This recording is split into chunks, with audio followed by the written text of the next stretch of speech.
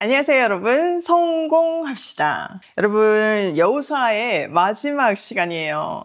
정말 너무 우리가 은혜를 많이 받았는데 마지막이라니 믿기지가 않네요. 이 마지막 장에서는요, 리더인 여호수아가 자기 삶을 마감하면서 백성들을 정말 이 말씀대로 살아라 이러면서 결단을 시키고, 그냥 말로만 고백하는 것이 아니라 정말 삶에 스며들어서 진짜 믿음이 될 수 있도록 막 사인하게 하는 증거를 남기는 그런 장면이거든요. 우리도 이 본문을 통해서 우리의 결단이 어떻게 삶으로 이어질 수 있을지 한번 고민해보고 결단해보면 좋겠어요. 자, 22절. 여호수아가 백성에게 말하였다. 당신들이 주님을 택하고 구분만을 섬기겠다고 한 말에 대한 증인은 바로 여러분 자신들입니다. 그러자 그들은 말하였다. 우리가 증인입니다. 여호수아가 또 말하였다. 그러면 이제 당신들 가운데 있는 이방신들을 내버리고 마음을 주 이스라엘의 하나님께 바치십시오. 백성들이 여호수아에게 말하였다. 우리가 주 우리의 하나님을 섬기며 그분의 말씀을 따르겠습니다. 자, 바로 앞에 본문에서 여호수아가 나와 우리 집안은 하나님만 섬기겠다 이렇게 고백을 했더니 백성들도 우리도 그렇게 하겠습니다 이렇게 덩달아서 고백을 했잖아요. 근데 여호수아는요, 그 말을 덥석 잡지 않았어요. 오히려 그들이 결단하고 오직 하나님만을 섬기기로 한 그 선택에 대해서 여러분 스스로가 증인입니다 이렇게 얘기를 해요. 이것은요, 그들의 고백에 법적인 무게를 더하는 거예요. 어떻게든 조금 더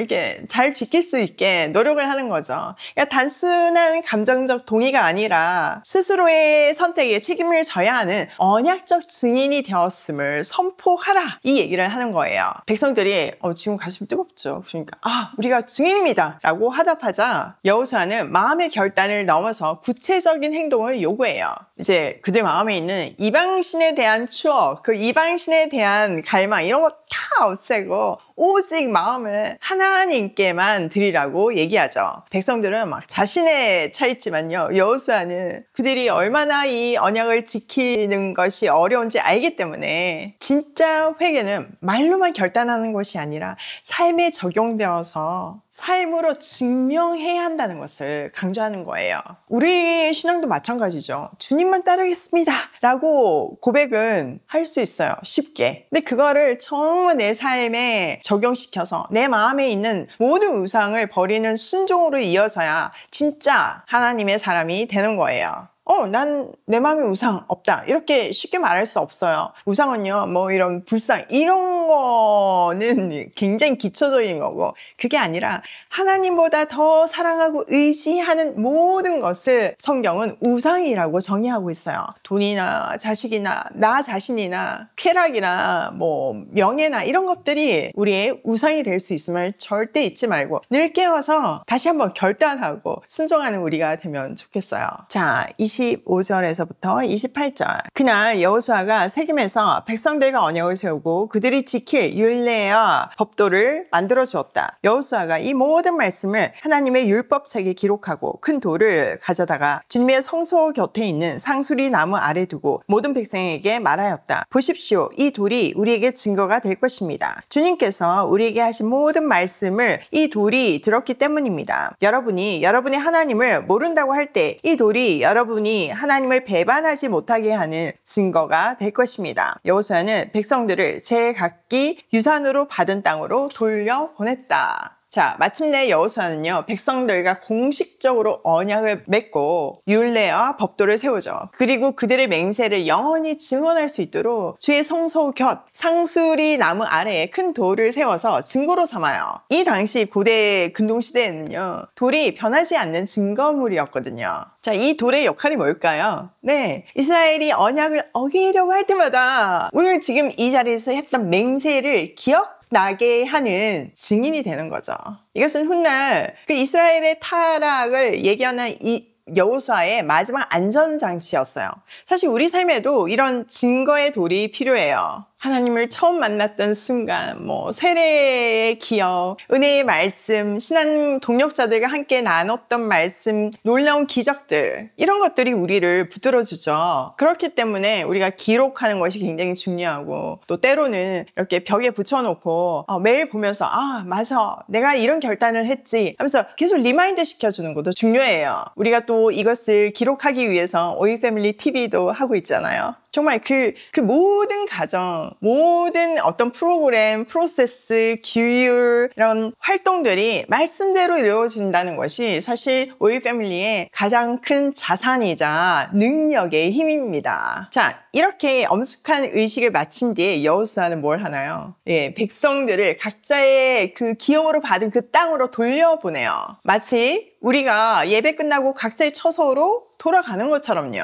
왜냐하면 이 세겜의 언약은요, 그곳에서 끝나는 이벤트가 아니에요. 각자의 삶에서 살아내야지만 되는 새로운 시작인 거죠. 자, 29절. 이 일을 마친 뒤에 주님의 종 눈의 아들 여호수아가 죽었다. 그의 나이는 110세였다. 사람들이 그가 유산으로 받은 딥낫세라의 장사였다. 그곳은 가스산 북쪽 에브라임 산간 지방에 있다. 이스라엘은 여호수아의 생전에 줄곧 주님을 섬겼고, 여호수아가 죽은 뒤에도 주님께서 이스라엘에게 베푸신 모든 일을 아는 장로들이 살아있는 동안에는 주님을 섬겼다. 이스라엘 자손은 이집트에서 가져온 요셉의 유해를 세겜에 묻었다. 그곳은 야곱이 세겜의 아버지 하몰의 자손에게 금 100냥을 주고 산 땅인데 요셉 자손의 유산이 된 곳이다. 아론의 아들 엘르아살도 죽었다. 사람들은 그의 아들 비나하스가 유산으로 받은 에브라임의 산간 지방인 기브아에 장사하였다. 자, 모든 일을 마친 후에 여호수아는 110세의 나이로 자신의 기업으로 받은 딥낫세라에 묻혀요. 그는 모든 백성이 기업을 받은 후에 맨 마지막으로 자기 몫을 챙겼던 정말 진정한 섬김의 지도자였죠. 그리고 이스라엘은 애굽에서 가져온 요셉의 유언대로 갖고 왔잖아요. 그 뼈를 이 세겜 땅에 묻어요. 수백 년 전에 요셉의 유언이 성취되는 이 장면은요, 출애굽의 대장정이 비로소 완전히 끝났다는 것을 보여주는 감격스러운 순간이에요. 그리고 이 31절에서 이 시대를 한 문장으로 표현하죠. 여호수아가 살아있는 동안에 이스라엘은 하나님을 섬겼고, 또 그가 죽은 뒤에도 하나님께서 이스라엘에게 베푸셨던 그 모든 일을 기억하는 장로들이 살아있을 동안에 하나님을 섬겼대요. 이 평가가 뭔가 좀 찜찜하죠. 네, 맞아요. 이 평가는요, 여호수아 세대의 신실함에 대한 칭찬이기도 하지만 다음 시대에 대한 불길한 암시이기도 해요. 사사시대가 이어지잖아요. 사사시대는 한마디로 죄의 악순환 시대였어요. 자, 여호수아 시대랑 사사시대랑 그 차이가 뭘까요? 네, 지금 여호수아 시대에는 그들의 신앙은 하나님이 행하신 일을 생생하게 기억하는 거에 의존하고 있어요. 그런데 문제는 그게 그대로 다음 세대에게 전수되지 못했죠. 그게 사사시대의 비극이 되는 거예요. 여러분, 사사시대를 정의하는 한 문장이 뭐냐면, 아까 얘기한 것 같이 죄의 악순환 시대인데 그렇게 된 이유가 자기의 소견대로 행하였더라 이거든요. 그러니까 하나님의 말씀이 기준이 된 삶이 아니라 자기의 뜻대로, 자기 생각이 옳은 대로 행동했더니 정말 그렇게 엉망진창인 죄의 악순환 시대가 됐다는 거예요.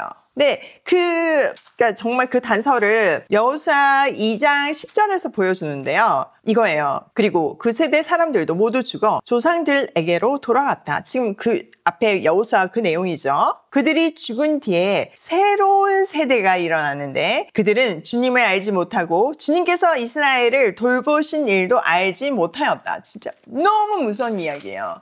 다음 세대가 아니라 새로운 세대가 나타났는데 그 세대는 하나님을 몰랐다는 거예요. 그 하나님을 모르는 세대가 사사시대의 비극을 만들어냈다는 거죠. 여기서 우리가 정말 경각심을 가지고 정말 가슴에 새겨야 되는 이야기는, 신앙은 자동으로 유산되지 않는다는 것이에요. 여러분, 신앙은 자동으로 유산되지 않아요. 그렇기 때문에 내가 경험한 하나님, 내가 아는 하나님을 다음 세대에게 정말 열심히 부지런히 때를 얻든 못 얻든 가르쳐야 되는 거예요. 전해야 되는 거예요. 우리의 삶이 다음 세대에게, 우리의 자녀들에게 산 증거물이 될 때, 또 증인이 될 때 다음 세대를 위한 가장 확실한 증거의 도를 세우는 일이에요.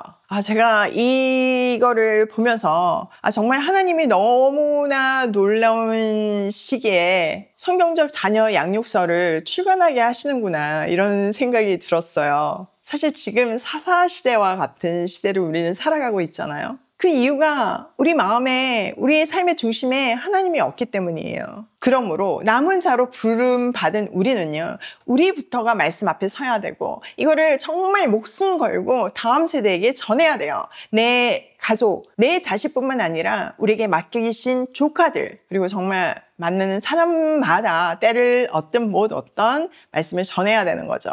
8월 27일 날 책이 출간되잖아요. 그리고 이제 9월 첫째 주에 여러분하고 북콘서트 할 예정이에요. 여러분 질문도 많이 받고 또 실제적인 답을 좀 드리고 싶거든요. 책으로는 다 기록할 수 없는 그런 이야기들이 있잖아요. 그 시간들이 너무 기대됩니다. 첫째 주는 서울에서, 둘째 주는 부산에서 하니까요. 많이 참여해 주세요. 구체적인 일정 나오면 다시 공유 드릴게요. 자, 오늘 내용을 우리 삶에 한번 적용을 해보면, 첫 번째, 결단은 시작일 뿐 삶으로 증명되어야 한다. 이거 너무 중요한 말이죠.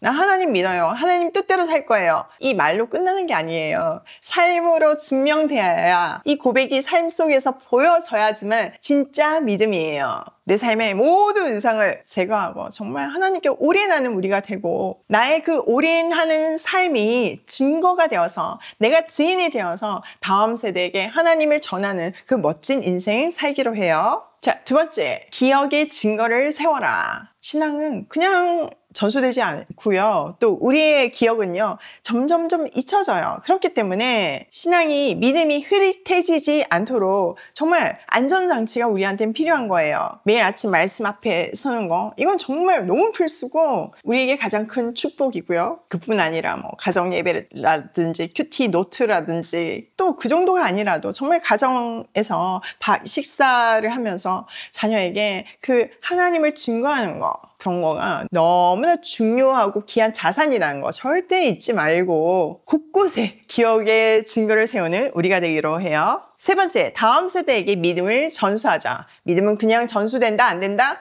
안 된다. 자동이면 얼마나 좋겠어요. 아닌 거예요. 가장 쉽고 가장 확실한 방법은 부모가 모델이 되어주는 삶을 보여주는 거예요. 그리고 정말 지혜롭게 자녀들에게 그 말씀을, 믿음의 유산을 전해주는 거예요.